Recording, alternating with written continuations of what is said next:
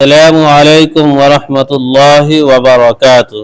دوستو، میں حاضر ہوا ہوں نظامت برائے طالبات تلاوت کی دعوت کے 5 اسالیب ہے۔ اس میں پہلا اسلوب یہ ہے کہ دنیا کے تمام مسلمانوں کا یہ دستور ہے کہ وہ اپنی علمی، اصلاحی اور دیگر مجلسوں کا آغاز اللہ تعالیٰ کی مقدس کتاب قرآن مجید کی تلاوت سے کرتے ہیں۔ اس کی وجہ یہ ہے کہ تلاوت قرآن ہماری محفلوں کی روح، ہماری مجلسوں کی جان ہے۔ تلاوت قرآن ہمارے مکانوں کی رونق، ہمارے دلوں کا سرور اور ہمارے چہروں کو نور ہے، کیونکہ قرآن مجید کو جو خصوصیات حاصل ہے وہ دنیا کی کسی بھی کتاب کو حاصل نہیں ہے۔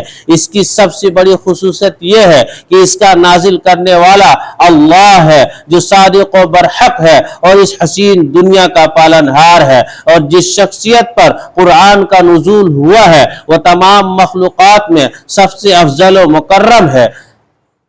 لہٰذا میں قرآن پاک کی تلاوت سے محفل کا آغاز کرنے کے لیے ایک ایسی طالبہ کو دعوت دیتی ہوں جو اپنی تلاوت سے روحوں کو تڑپا دیتی ہے، آنکھوں کو آبدیدہ اور نمدیدہ کر دیتی ہے، جو اپنی سریلی آواز اور دلکش لہجہ سے دلوں کے زنگ کو دور کر دیتی ہے، جس کی تلاوت کیف و مستی سے سرشار کرتی ہے تو جد و حال سے بھی دوچار کرتی ہے، جس کی تلاوت جذبہ عمل کو بیدار کرتی ہے تو روحوں کو سرشار بھی کرتی ہے۔ میری مراد محترمہ محجبین کی ذات گرامی ہے، جنہیں اس شعر کے ساتھ دعوت دیتی ہوں کہ جو چیز ضروری ہے مسلمان نہیں پڑھتے، جو چیز ضروری ہے مسلمان نہیں پڑھتے، ایمان کے صحیفے کو نگہبان نہیں پڑھتے۔